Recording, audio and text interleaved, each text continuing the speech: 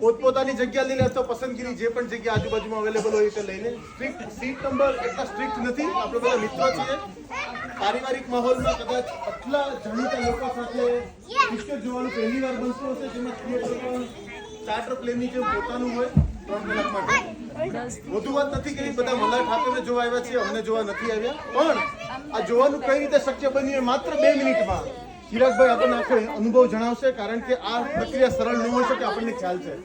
Censor board જેમ ઇન્ડિયામાં છે અહીંયા પણ છે, એની આખી શું પ્રક્રિયા હતી. થિયેટર બુક કરવાનું હોય, મૂવી એ પ્રકારનું હોવું જોઈએ કે નાના બાળકો આપણે છે અમારા ઘરમાં, બધાના ઘરમાં એ જોવા આવી શકે.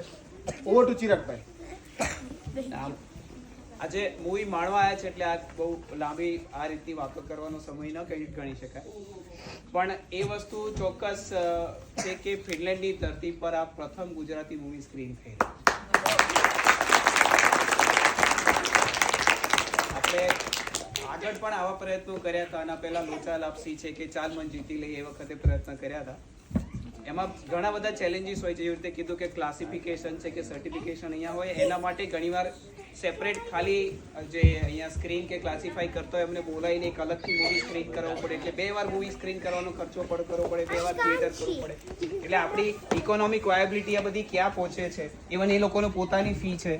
તો આ બધું ગણીને આપણી આ આખી પ્રક્રિયાની ઇકોનોમિક વાયબિલિટી શું પહોંચે છે, અને પછી તમે મૂવી સ્ક્રીન કરો તો કેટલા વ્યક્તિ. આપણો ડાયસ્પોરા અહીંયા ઓછો છે, પણ હવે કદાચ ધીમે ધીમે આપણે ક્રિટિકલ માસ તરફ જઈ રહ્યા છીએ, એ શક્ય બની રહ્યું.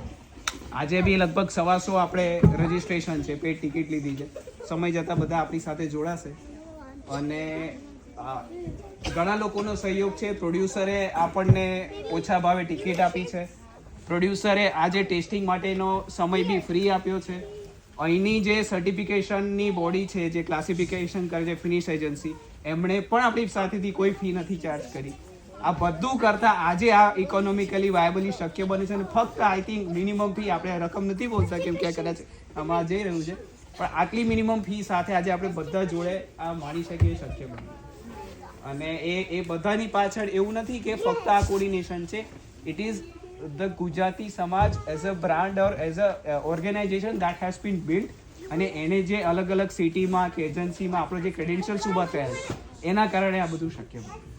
તો કુડોસ ટુ બધા, આપણે બધા જ ગુજરાતી સમાજના મેમ્બર માટે, કાર્યકર્તા માટે, બોર્ડ મેમ્બર માટે, જેમના આ સ્ટેજ પર પહોંચ્યા, જેથી કરીને આ બધા ફી વેવર મળ્યા અને જેથી કરીને આજે આ શક્ય બને છે અહીંયા સ્ક્રીન કરવા માટે. અને આશા રાખીએ વધુમાં વધુ આવા પ્રોગ્રામો કરતા રહીએ અને ભાષાને માણતા રહીએ.